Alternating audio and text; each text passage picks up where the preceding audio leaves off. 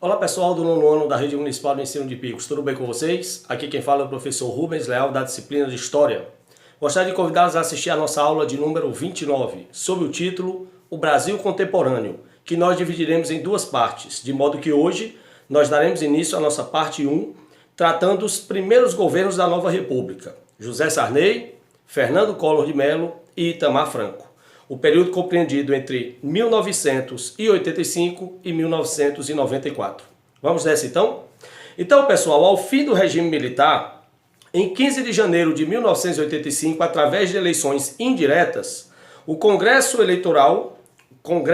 apoia, vota e elege a chapa de Tancredo Neves e José Sarney. Só que um dia antes da posse, que estava programada para 15 de março de 85, mas precisamente na tarde do dia 14 de março, o presidente Tancredo Neves, eleito nas eleições indiretas de 15 de janeiro, passou mal e terminou tendo que ser internado. Na manhã seguinte, no dia 15, quem apareceu para tomar posse foi o seu vice, José Sarney, em caráter provisório. Só que o Tancredo teve seu quadro de saúde agravado e veio a falecer em 21 de abril de 1985. José Sarney, então, o vice, foi efetivado presidente. José Sarney, que tinha dois grandes propósitos. O primeiro, organizar a economia do Brasil, que vivia uma grave crise e uma inflação galopante, ao ponto da década de 80 ser chamado na história de década perdida para a economia. O segundo aspecto, o segundo objetivo do José Sarney era concluir de fato o processo de redemocratização do Brasil através da promulgação de uma nova Constituição do país e a coordenação de uma eleição direta para presidente ao final do seu mandato. Então, no aspecto econômico, ele tinha o desafio de controlar a inflação. E no aspecto político, concluir o processo de redemocratização do Brasil. Vamos para o aspecto econômico? Para tentar controlar a inflação e organizar a economia do país, em 1986, José Sarney lançou o Plano Cruzado. O Plano Cruzado foi um audacioso plano na tentativa de controlar a inflação. Primeira medida do plano foi substituir a moeda. O cruzeiro deixou de existir e foi substituído pelo cruzado. Outro aspecto foi o congelamento de preços e salários por um período de um ano. Portanto, durante um ano, preços e salários seriam congelados para tentar controlar a inflação. Outro aspecto desse plano cruzado era o gatilho salarial. Sempre que a inflação atingisse 20%, seria-se imediatamente adotado o gatilho salarial, corrigindo o salário mínimo também em 20% para acompanhar a meta da inflação. Foi criado também nesse aspecto o seguro-desemprego.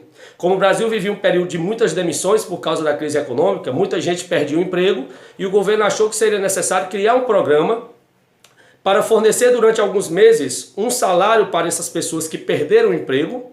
O seguro-desemprego variava entre 4 e 6 meses, então o desempregado, as pessoas que perdem o emprego, eles davam entrada na Caixa Econômica Federal, que é um banco estatal, e lá eles davam entrada no seguro-desemprego e recebiam entre 4 e 6 parcelas, que o governo achava que era um tempo hábil para essas pessoas poderem procurar emprego e voltar ao mercado de trabalho.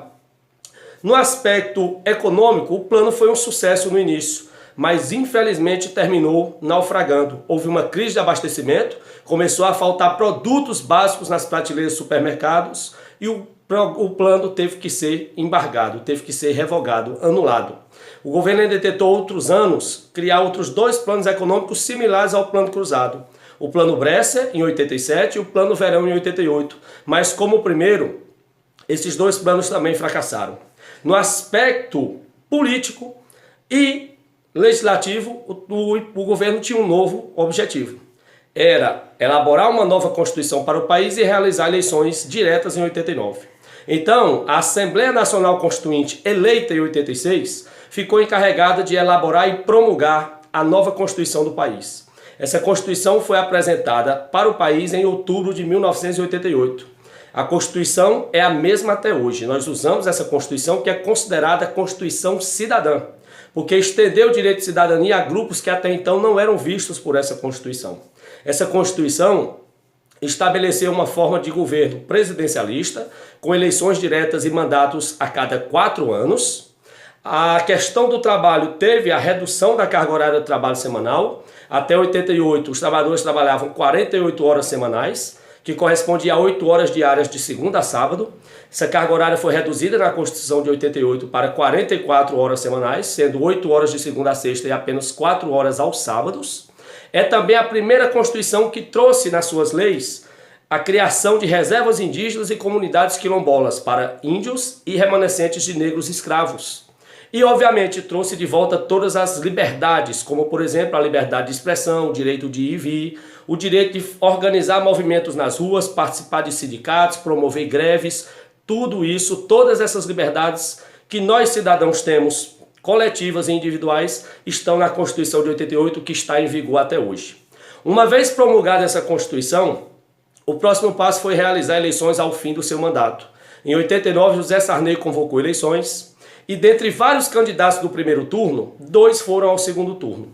Luiz Inácio Lula da Silva, pelo PT, e o Fernando Collor de Mello, pelo PRN. Sagrou-se vitorioso dessas eleições Fernando Collor de Mello. Fernando Collor de Mello, que tomou posse dia 15 de março de 90 e estabeleceu em seguida o Plano Brasil Novo, o Plano Collor, caracterizado pelo confisco do dinheiro das cadernetas de poupança e conta corrente de boa parte dos cidadãos brasileiros. Confiscar é tomar. Fazia parte do plano, né? Tomar esse dinheiro e devolver apenas dali a algum tempo para a sociedade. Mas não é a grande característica do Collor, o Plano Brasil Novo, até porque ele não conseguiu controlar a inflação também. A grande característica do governo Collor é, sem dúvidas, o processo de impeachment. Collor foi o primeiro presidente cassado na história do Brasil pela denúncia de um esquema de corrupção, um escândalo chamado Esquema PC, que ele usava como laranja Paulo César Farias, um amigo pessoal e tesoureiro de campanha. Paulo César abriu contas no exterior e dinheiro era desviado do governo para essas contas em paraísos fiscais. O esquema foi denunciado, abriu-se uma CPI, uma comissão parlamentar de inquérito para investigar as denúncias, chegou-se à conclusão de que ele realmente tinha cometido o crime de corrupção e ele sofreu o processo de cassação em 1992. Quem assumiu o poder imediatamente após a cassação de Fernando Collor de Mello foi o seu vice, Itamar Franco, que não tinha nada a ver com aquele esquema. Itamar Franco terminou se tornando um dos principais presidentes do Brasil, porque em 1994 ele criou o Plano Real, finalmente consolidando uma moeda forte, o real, que é a moeda que nós temos até hoje, e controlando definitivamente a inflação do Brasil.